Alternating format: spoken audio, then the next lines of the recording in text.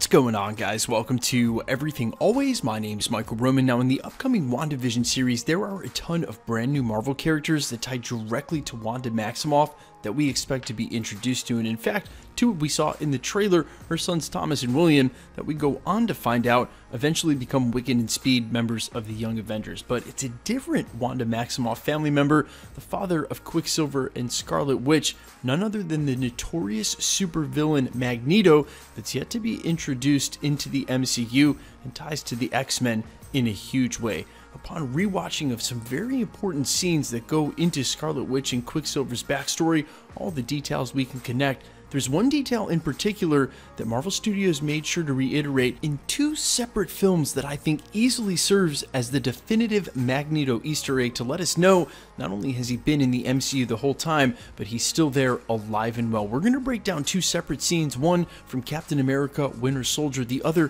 from Age of Ultron, and talk about this specific dialogue, how it points directly to Magneto, and what it means for the future introduction of this very famous X-Men villain and the father of Quicksilver and Scarlet Witch. We're going to break it all down, but first, if you could grab the subscribe button. We're giving away two PlayStation 4 Pros, as well as a whole slew of other Marvel related stuff, including this insane 1/4 scale XM Studios Beta Ray bill and our third and final Infinity Saga box set. If you want to be entered to win, all you have to do, hit the subscribe button, then hit the notification bell, leave a like and a comment on this video, and if you want, stick around at the end of the video.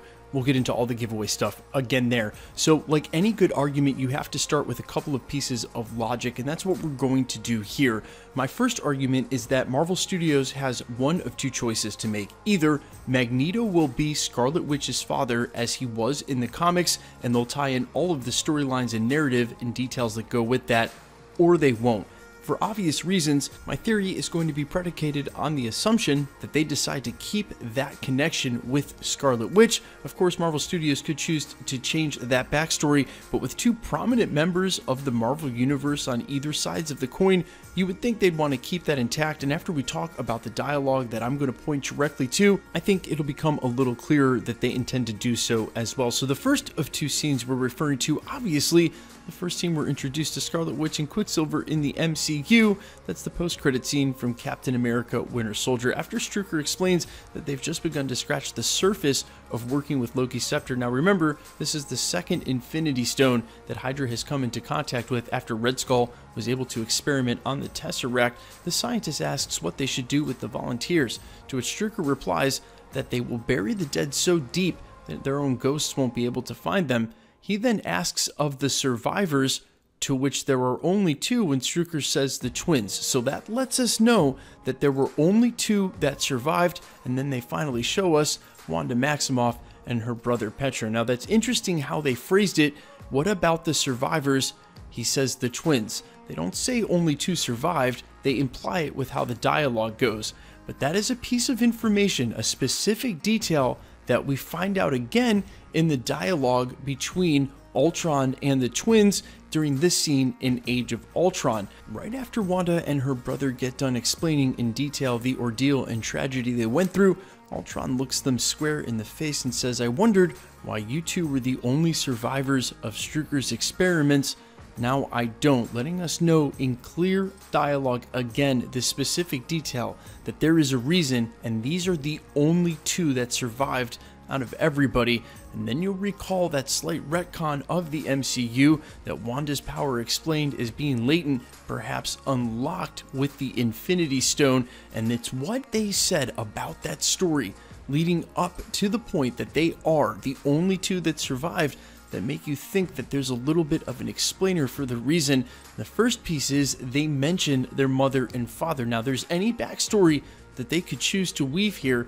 Marvel Studios went with dialogue that mentioned their family and their father and mother. Their father, again, Magneto, and if they're not going to change that, which that would be a huge change, then they've already mentioned that he was there. He went through a hole in the floor, but it doesn't say that they saw him dead. Again, that's like a character not dying on screen. Are they truly dead? That's the to be continued ending for a character falling through a hole never to be seen again. And it's this other detail picked up by a Redditor almost a year ago, that the reason that the second shell might not have exploded is because Magneto used his power either in an EMP or his control over metal to stop that from happening. But how would this all piece together, and what was that scene with Ultron? And this is where my argument and theory start to come together. You have to remember, Ultron was plugged into the internet at all times everywhere, except for something like the nuclear codes where he was being outsmarted by Vision. But Vision wouldn't have had a reason to be hiding any of Hydra's files, and we know that Dr. Zola himself was uploaded to an entire server. So think about this: if Ultron was sitting there listening to their story and randomly accessing all of the files from Hydra, breaking all of their encryptions and looking at all the research between the Tesseract and Loki's scepter, and we know that Magneto's classic backstory has always been tied to the Holocaust in Nazi Germany, and we can easily tie Hydra directly to the Nazis given what we've seen in the Marvel Universe.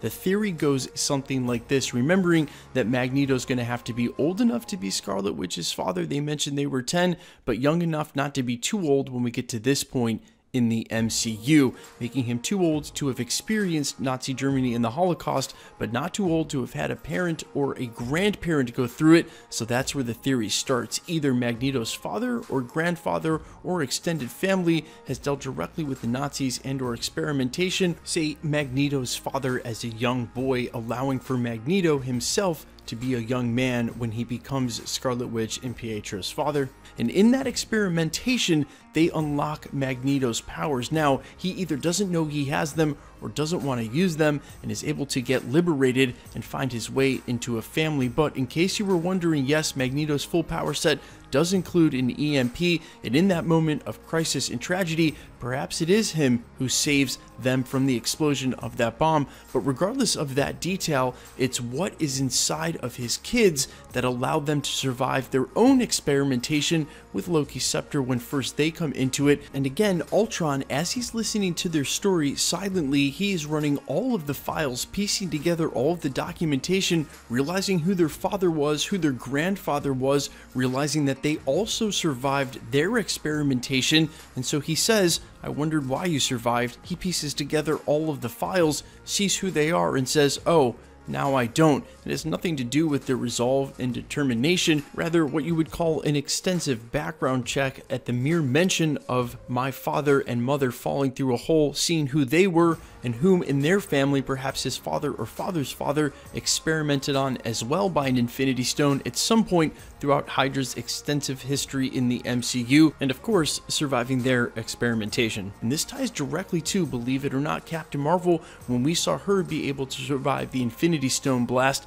there's something inside of them, call it the X gene, call it what you will, and Marvel definitely intends to explain the eventual mutation of everybody from their interaction with the Infinity Stones, especially stemming from all of the gamma radiation that would connect to everyone from the snap and the unsnapping, or should I say the snap and the blip.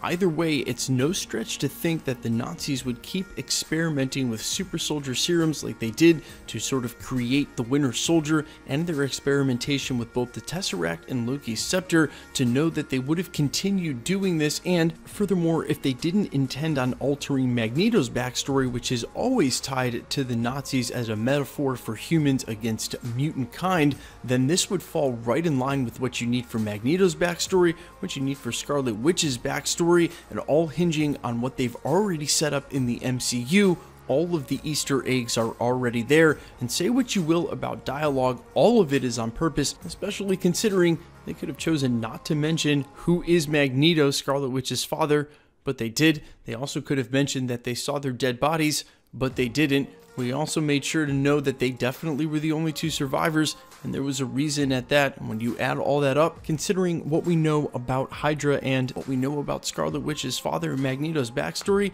I think it's very clear that the MCU was implying he's still around. And considering so much of this earlier Marvel Phase 4 now is going to center around Wanda Maximoff's character, you can't help but wonder if that isn't going to lead to the eventual introduction to her father, maybe as what you'd call an entire series post-credit scene. Now, while we're dreaming about that, there's one other thing I want to mention, and it's worth it because the logic is there. You have to understand, back when they were writing these earlier scripts, there was no promise and no horizon of them ever getting the Fox universe characters. Yes, in the first movie with those original Iron Man scenes, the now deleted scene with, of course, Nick Fury mentioning Spider-Man and mutants, there was some hope of intersecting the universes, but by the time they were writing Age of Ultron, they understood that wasn't going to happen. The way that they wrote this was leaving it completely open-ended, hoping one day they could introduce Magneto, but knowing that they couldn't say more about him than they did or risk getting sued by Fox, who owned the character, and that's super important. So not only did they end up leaving themselves semi-open-ended, specifically in this case to be able to work the character in case they got the rights, and they did, but they also don't have to change a major familial backstory for two super huge characters in the Marvel Cinematic Universe, and you have to think, if they don't have to do that, they're not going to. The changes they've made up until now, yes, conflating some characters and made major changes to their backstories. Of course, they could do this with a Magneto and make him a young man, but considering what narratives lie ahead, I think there's a lot of reason they won't do that, and all the Easter eggs we talked about today, I think it's pretty clear Magneto is there, and we're going to meet him very soon. Guys, let me know all your thoughts down below on the entirety of this theory. I'm very excited to hear your feedback, and quickly, let's get into the giveaway stuff before I let you go. We're still giving away 2 PlayStation 4 Pros. Of course, we will switch over to the PlayStation 5 once they're released, well, but you guys saw the pre-order hoopla, as I suspected there would be some, so until we get those in hand, PlayStation 4 Pros it is, the next of which is right around the corner at 700,000 subscribers. If you want to be entered to win, all you have to do, hit the subscribe button, then hit the notification bell, leave a like and a comment on this video, and that'll automatically enter you to win all the rest of the prizes we have here at the channel, like this insane 1/4 scale XM Studios Beta Ray Bill, in no way an action figure at almost 3 feet tall. This is an immaculately sculpted museum quality piece, and our third and final Infinity Saga box set. We gave away 2 earlier this year. We'll be giving this third and final one away during the holiday season in December, regardless of the subscriber count. If you want to be entered to win either of the PlayStations, the Beta Ray Bill, the limited edition Infinity Saga box set, or any of the other future prizes we announce here at the channel, all the same rules will always apply. Hit the subscribe button, then hit the notification bell with notifications turned on to keep up with the channel. Leave a like and a comment on this video, and because it's truly random, the more videos you comment on, the better chance you have of winning. All winners will be announced at the end of the videos, and if you've missed any of the previous winner announcements, no worries. All you have to do, scroll back through the channel, look for the winner announcement and the sub count in the title, click on that video and scroll to the end. My name is Michael Roman, this is Everything Always. Guys, thanks so much for checking out the channel, and stick around, we'll be posting again real soon.